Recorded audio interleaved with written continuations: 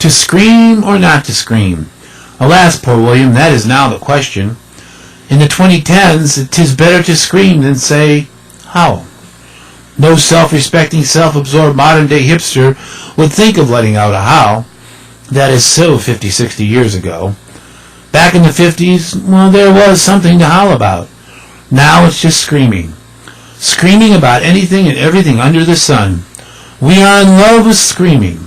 Or rather, I should say, we are in love with the sound of our voices at 150 decibels. Scream about whatever pisses you off because you, yes, I mean you, are the most important person ever born on God's green earth. Then there are those people out there screaming, screeching really, while they blissfully ignore that man behind the curtain. They scream about how everyone and everything deviously conspires to fuck them out of everything they own. Their very way of life, their God, their freedom, just because it's always better to scream about the other, whoever they may be at this particular time, than to take responsibility for who they truly are. Oh yeah, will someone please look behind that curtain? That commercial, the one where everybody screams, it's my money and I want it now?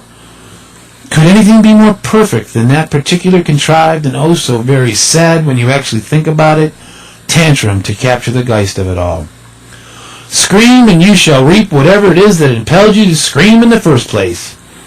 Screaming for God, about God, against God, or just because, oh, God seems to be the best thing to say under those certain circumstances that must be punctuated by you. Oh, the screams he, she, it has heard. Nothing is deemed unworthy of divine screams these days. Just scream. But with 1,563 cacophonous channels on the cable, what else should we expect? Me. Listen to me. It's all about the me. Just ask the Rubenesque raven-tressed girl who does or doesn't live by the Jersey Shore, and why, oh why, dear God, do I even know of this dilemma? It makes me want to scream. We all dream of being that one special me, to get all the attention, if only for a moment, don't we? I got news for you. There are far too many people for all of us to have those promised 15 minutes. Whoever said that the meek shall inherit the earth never heard an AM radio screeching from an open car window or watched intently the vulpine prowling about the cable screaming loquaciously 24/7. I suspect that howling was once enough, emotional rage spilling, curling, churning, around and around inside your head until it had to get out, had to be said, had to be heard, had to be read. You howl at the moon, but you scream at your HD TV. Howling takes commitment and contemplation. Screaming just takes lungs. And so we arrive at the real subject of this particular screed, which could very well be titled Another Fine Mess Christopher Green Has Gotten Himself Into. For 15 years, every minute of every day I wanted to scream, but I didn't have the lung power to muster even a good peep. I wanted to scream at the top of my diminished lung capacity.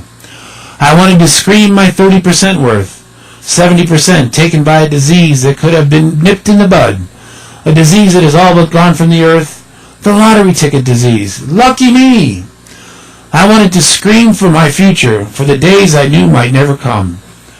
I wanted to scream because all my vices were dropped one by one decades ago, and still my lungs crapped out on me and left me gasping, fish-like, for air, just walking around, surrounded by oxygen I could not drink. And then I calmed down. I remember Ginsberg and how he had to howl to let it all out, to let his pain and humiliation come pouring from his soul, so he would be able to live his life the way he wanted and needed to live it. And so I plotted my howl. I was desperate to escape from the purgatory that I had unwittingly fashioned for myself. And I finally did howl. And I howled long and loud. So loud it hurt my ears and that not one person heard. I was trapped inside my head, you see, locked in my drug-filled, hallucinating mind, incarcerated in a body clinging to precious life, while I was left free to roam and to wander as everything I ever feared or dreamed of or desired was splayed out for my reflections, complements of industrial strength doses of Ativan and morphine, twin turgid turbos surging through my veins and into the furthest reaches of my mind to yank it all free. These howls, the ones that never truly escape but resonate within, are the best howls. And then, it was time for me to howl again. This time I howled to heal myself. I just knew, even though blunted into a drug-tinged stupor, that I needed to howl at my disease, howl at my situation, howl so I could live free of all that was set to drag me down into self-pity, depression, and malevolent malaise. And then it was done. Over. I woke up 3 weeks to the day I was officially deemed clinging to life. Just like that, the nadir of my life was now the apex of my existence, with only a howl to blame. Oh, howl, I was changed. If only more of us would just howl, the world would be a much quieter place. A secret. Late at night, once in a very blue moon, when the world around me slumbers and darkness is the deepest, when my soul is at its weakest, I scream inside my head. And then it's over again. It is gone, this urge to scream, and I am back, ready to howl and prowl but never growl.